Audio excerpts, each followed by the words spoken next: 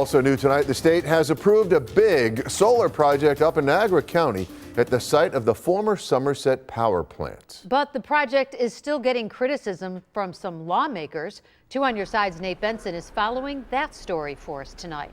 Nate? Yeah, Scott and Mary Alice, we first told you about this project back in May of last year, and it was quietly approved on Christmas Eve.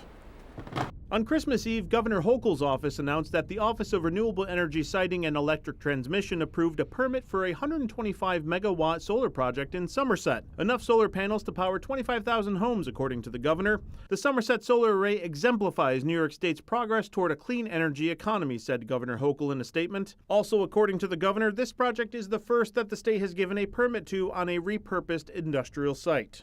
Best case, they're being disingenuous. Worst case, they are lying to the public about the redevelopment of this site. Niagara County legislator Sean Fody believes the developer of the project, AES, used some interesting math in order to get an exemption, which allowed the farmland outside of the former plant, which is owned by Beowulf Energy and Data, to be used for the array. The actual industrial site is being used very minimally compared to the farmland and agricultural land around the property. The actual industrial plant is just over 1,000 acres. And then they own about another, I think it's 800 or 900 acres outside of the fenced-in area. That is the land that is being used. The additional land that you see here has been, for decades, leased to farmers and was never part of the former power plant operations. Fody believes that the entire property, particularly the landfill and former power plant itself, were included in the application for the solar array in order to inflate the total acreage of the project and thus qualify the developer for an exemption to state rules for solar farms on agricultural land.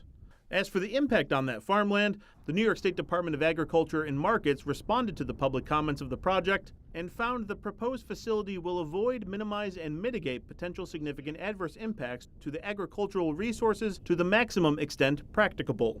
A spokesperson for AES, the developer of the array, said in part that the Somerset project stands to provide substantial environmental and economic benefit to the region. Legislator Fody does not know what could happen next outside of any pending litigation.